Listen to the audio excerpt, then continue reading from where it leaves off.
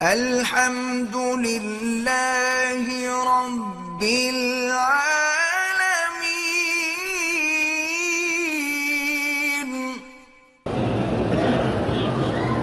تبلیغ کی اہمیت، قرآن کا حکم ہے، نبی پاک کا حکم ہے۔ یار ابھی تک تمہیں 1400 سال گزر گئے، تبلیغ کی اہمیت کا پتہ نہیں لگا۔ تبلیغ نہ ہوتی دین تم تک کیسے پہنچتا؟ تم نے خود حضور سے سیکھا ہے یا صحابہ سے سیکھے؟ تبلیغ کے ذریعے تو پہنچا ہے۔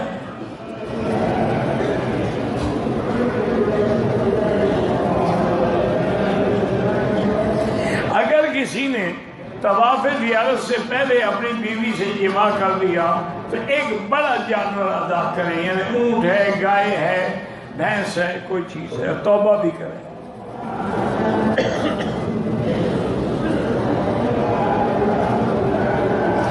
بہرحال ایک مشت حلبہ کے نزدیک ایک مشت داڑھی ضروری ہے، اور حضور کی سانی یملأ صدر سینے پر تک۔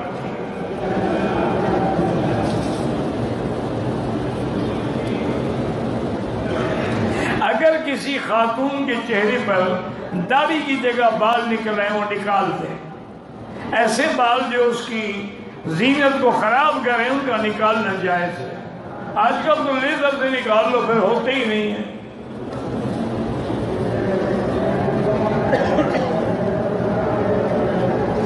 کہتے ہیں کہ جمہوریت جو ہے شرک و بدعت تو نہیں ہے، بہرحال اسلامی قانون بھی نہیں ہے، یہ غیر اسلامی قانون ہے کہ جس میں اسلام میں، یاد رکھیں کہ اسلام میں وزن ہوتا ہے، عدد نہیں ہوتا۔ یعنی قیامت والے دن تیرے عمل تولے جائیں گے، گنے نہیں جائیں گے۔ فَمَنْ ثَقُلَتْ مَوَازِينُهُ، جس کے عمل بھاری ہو گئے وہ جیت گیا۔ ان میں عدد بھاری ہوتا ہے کہ ایک آدمی نے اگر 1,00,000 بول لیا اور ایک نے 1,00,001 لیا، وہ جیت گیا، 1,00,000 بیکار گیا۔ تو ایک جمہوریت کا قانون ہے جو کوئی اچھا نہیں ہے، لیکن یہ بھی نہیں کہ شرک یا بدعت ہو۔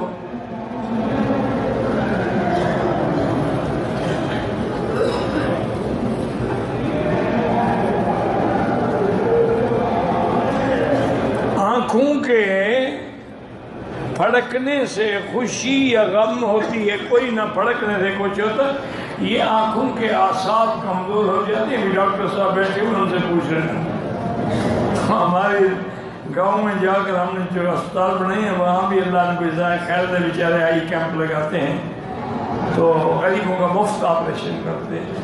تو یہ ان کے اعصاب ہوتے ہیں آنکھوں کے، وہ کمزور ہو جاتے ہیں تو پھڑکتے ہیں۔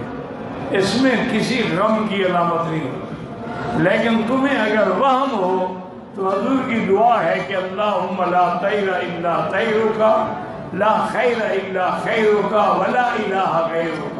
یہ 3 دفعہ پڑھ لیا کرو، کچھ بھی نہیں ہوگا۔ میں نے ایسے آدمی بھی دیکھے ہیں جن کی سال سے آنکھ پڑک رہی ہے، ان کو کیا غم خوشی تو کوئی بھی نہیں آئی۔